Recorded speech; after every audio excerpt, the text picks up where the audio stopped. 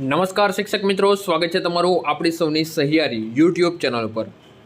શિક્ષક મિત્રો, આજે જે સમાચાર આવ્યા છે જે ખૂબ જ દુઃખદાયક છે અને કહી શકાય કે ભાઈ શિક્ષકો જેમને બનવું છે એમના માટે થોડા દુઃખી કરી શકે એવા સમાચાર છે। જો તમે શિક્ષકની તૈયારી કરો છો, શિક્ષકની પ્રિપેરેશન કરો છો, શિક્ષકમાં કરિયર બનાવવા માંગો છો તો આજનો વિડીયો છે ખૂબ જ ઇમ્પોર્ટન્ટ બની રહેવાનો છે, જેને કારણે તમને જે છે હવે આ શું એવી બાબત બની છે અને એનાથી તમને શું ગેરફાયદો થાય તેના વિશે વાત કરવાના છીએ।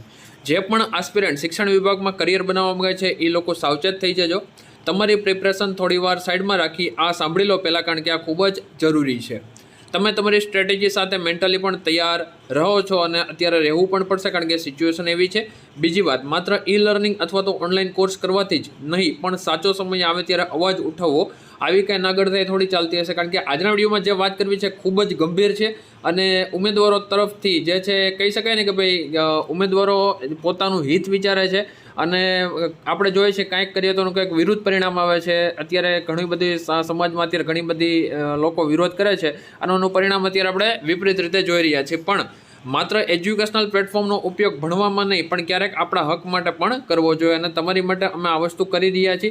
અને અગાઉના વિડીયોમાં પણ કીધું તો આ વિડીયોમાં પણ કહું છું, જ્યાં જુઓ ત્યાં એકવાર લખો ભાઈ ટેટ રિઝલ્ટ ફાસ્ટ એવું હેશટેગ કરીને લખો, જેને કારણે ખ્યાલ આવે કે ભાઈ હવે છોકરાઓ છે જાગવા માંડ્યા છે, એમને પણ ખબર પડે છે કે બુદ્ધિ વગરના નથી। આ વસ્તુ ખાસ કરવાનું રાખો, એટલે એમને પણ ખબર પડે કે ભાઈ માત્ર ને માત્ર અમે જે આખી દુનિયાને જેમ ગોળ ગોળ રમાડી છે એમ કંઈ ગોળ ગોળ રમવા નથી। શિક્ષકો છે દેશનું ભવિષ્ય છે, જો શિક્ષકો જાગૃત હશે તો બધું જ શક્ય છે, પણ આ જ શિક્ષકોને જો તમે રમાડવાનું કામ કરશો તો યોગ્ય નથી।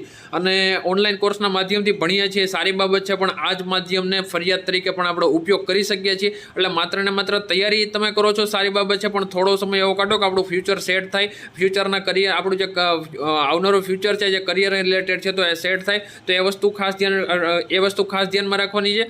મેરિટની વાત તો દૂર રહી, જો આવું ને આવું ચાલ્યા કરશે બરાબર, તો એ સમય દૂર નથી કે જ્યારે આખી જે પ્રક્રિયા છે કરાર આધારિત થઈ જાય। જો મિત્રો સિક્યોર ફીચર સેટ કરવો છે તો સમય આવીએ થોડું બોલવું પડશે। તો વાત કરીએ છીએ શું આવી છે આજની અપડેટ, તો આપણે એ જ જોઈએ છીએ, ડાયરેક્ટ આવી ગયા છીએ। રાજ્ય પરીક્ષા બોર્ડ દ્વારા ઉચ્ચતર માધ્યમિકના કાયમી શિક્ષકોની ભરતી માટેની પરીક્ષાની અંતિમ ઉત્તરાવલી જાહેર। ગુણોની લાગણી પાછળ પેપર સેટર્સની ભૂલો છુપાવવાનો શિક્ષણ બોર્ડનો નિષ્ફળ પ્રયાસ। તો આપણે ભારતીય ભાષાઓ પ્રત્યે ઓરમાયું વર્તન અને ઘોર ઉપેક્ષા કેમ? સામાન્ય પેપરમાં જ 2 માર્કનું ગ્રેસિંગ અને 3 પ્રશ્નોના મલ્ટિપલ ઓપ્શન સાચા આપવા પડ્યા।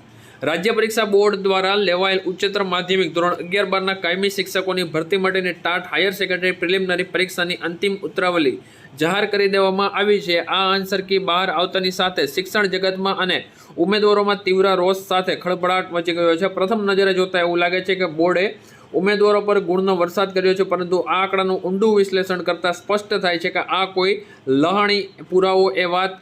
લહાણી નથી। માત્ર જે છે આપણે જોઈએ તો પુરાવા ઉપરથી સ્પષ્ટ માહિતી મળી જાય છે કે તમામ ઉમેદવારો માટે સમાન એવા સામાન્ય વિભાગના પ્રશ્ન 1 થી 100 પેપરમાં જ 2 ગુણનું ગ્રેસિંગ આપવું પડ્યું છે। આટલું ઓછું હોય તેમ અન્ય 3 પ્રશ્નો એવા નીકળ્યા જેમાં 1 કરતાં વધુ વિકલ્પો સાચા આપવાની બોર્ડને ફરજ પડી છે।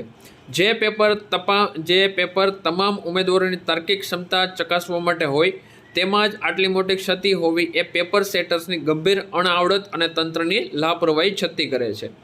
પેપર સેટિંગની પ્રક્રિયાને સંપૂર્ણપણે સચોટ અને ભૂલમુક્ત બનાવવાની જરૂર છે।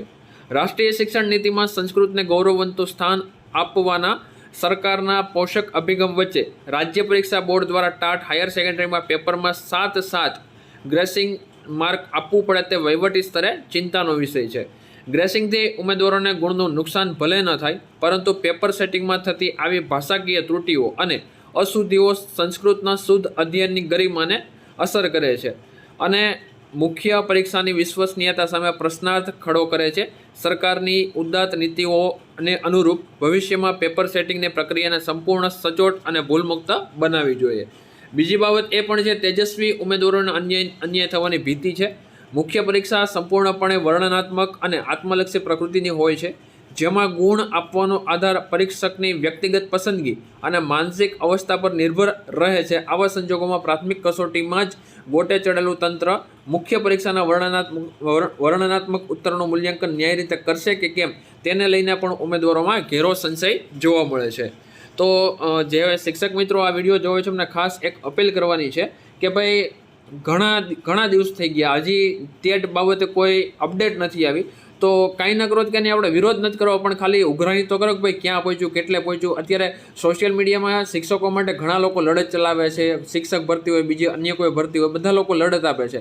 પણ સાથે સાથે આપણે પણ જો થોડુંક એમાં આઉટપુટ આપશું ને, આપણે પણ થોડીક એમાં પહેલ કરશું ને, તો આ જે લોકો જે આપણા શિક્ષકો માટે શિક્ષક ભરતી છે અથવા તો બીજી અન્ય કોઈ ભરતી છે, આપણું થોડુંક પણ ઇનપુટ હશે ને, તો એ લોકો પણ જે છે પોતાની જાતને માનશે કે નહીં ભાઈ અમે જે કરીએ છીએ બહુ સારું કરીએ છીએ, છોકરાઓ અમને સપોર્ટ પણ કરે છે. આપણે ખાલી આટલું કરવાનું છે, કારણ કે જે લોકો મહેનત કરે છે આપણા માટે, એ લોકો તો મહેનત કરે જ છે, પણ સાથે થોડીક આપણે જો પહેલ કરીશું ને, તો એ લોકોને પણ સારું થશે ને આપણો અવાજ જે ડાયરેક્ટ જે જગ્યાએ પહોંચવાનો છે ને એ જગ્યાએ પહોંચી શકશે.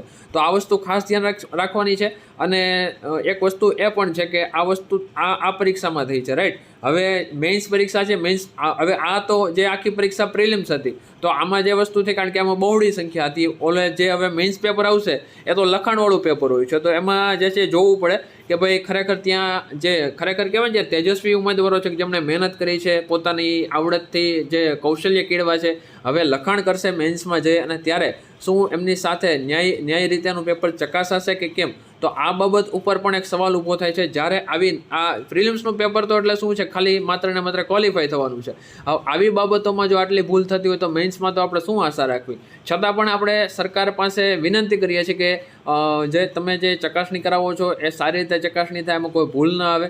કારણ કે પ્રિલિમ્સ છે એમાં આપણી પાસે આન્સર કી આવે છે, બરાબર, તો મેન્સમાં આપણે લખવા જઈએ છીએ તો એની પાસે સામે સંખ્યાબળ પણ ઓછું હશે, બરાબર. અત્યારે જે આખો માહોલ સંભળાઈ રહ્યો છે કે ભાઈ જે મેરિટ છે એ કેટેગરી વાઇઝ આવી શકે, અથવા તો 7 ગણાને આધારે આવી શકે, જે કટ ઓફ છે એ અલગ અલગ જે બાબત આવે છે કટ ઓફ છે એમાં કેટેગરી વાઇઝ આવી શકે, એમાં પછી સબ્જેક્ટ વાઇઝ કેટેગરી વાઇઝ આવી શકે. આવી ઘણી બધી અપડેટો સંભળાઈ રહી છે. તો સરકારને આપણે એક વિનંતી કરીએ, જે પણ કરો એ બેસ્ટ કરો, ભવિષ્યના જે શિક્ષકો છે એના માટે સારી વસ્તુ એવી પુરવાર કરો, એવી વિનંતી કરીએ છીએ. ભવિષ્યમાં જે છે આવા કોઈપણ પ્રકારના જે કહેવાય ને ભાઈ છબરડા કે અથવા તો ઉમેદવારો જે અત્યારે મહેનત કરી રહ્યા છે એમને નિષ્ફળતા ન મળે ઇન ધ સેન્સ કે તમારી બાજુથી આવા કોઈ ભૂલ ન થાય, કારણ કે તમે 44 લોકોને બેસાડેલા હતા અને એમાંથી પણ આટલો સમય લાગે તો થોડી ગેરવ્યાજબી બાબત કહેવાય. જો ચૂંટણી હોય તો ચૂંટણીનું રિઝલ્ટ તો તમે 1 મહિનાની અંદર ઘા જાહેર કરી દો છો, એમાં કોઈ પણ સવાલ નથી આવતો. અને આ જ્યારે કરવાનું આવે છે તો તમને ખબર નહીં શું થઈ જાય છે. એટલે રિક્વેસ્ટ છે કે ભાઈ વહેલાસર આના ઉપર કંઈક નક્કર પગલાં લો, અને ભવિષ્યમાં આવો પ્રશ્ન ઊભો ન થાય. કારણ કે તો પ્રિલિમ્સ છે, હવે આગળ મેઇન્સ આવે છે, તો મેઇન્સમાં પણ આવો પ્રશ્ન ક્રિએટ થશે તો આ ભરતી ક્યાં સુધી ખેંચાશે. એક તો ભરતી આપણે જોઈએ છે માંડ તમે બહાર પડો છો, બહાર પડી જાય છે, પછી થોડાક દી પછી પાછું એમ કહો કે હવે ભાઈ અટકાવી દઈએ છીએ. એક તો માંડ આ ભરતી સરસ રીતે ચાલી છે, તો આને સરખી રીતે પૂરી કરજો. અને આવી રીતે કોઈ પણ પ્રકારના જે દૂષણો છે એમાં ઇન્વોલ્વ ન થાય એવો પણ પ્રયત્ન કરજો. તો બસ મિત્રો, આજના વિડીયોમાં સુધી રાખીએ છીએ. મળીએ છીએ કોઈ નવા વિડીયોમાં. જય હિન્દ, જય ભારત, વંદે માતરમ, જય જય ગરવી ગુજરાત.